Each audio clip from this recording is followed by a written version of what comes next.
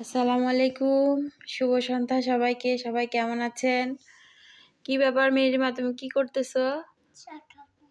চা খাবা? এই যে আজকে সন্ধ্যার দিকে গরিবের খাবার নিয়ে বসে গেছি। চা, মুড়ি আর সাথে বিস্কিট আছে। চা দিয়ে বিস্কিট খাবো, মুড়ি খাবো। অবশ্যই কার কার ভালো লাগে কমেন্ট করে জানাবেন। আমাদের অনেক ভালো লাগে। যে আমার আম্মুটা বসে আছে চা দিয়ে মুড়ি খাওয়ার জন্য, বিস্কিট দিয়ে খাবে। খাও, নাও খাও।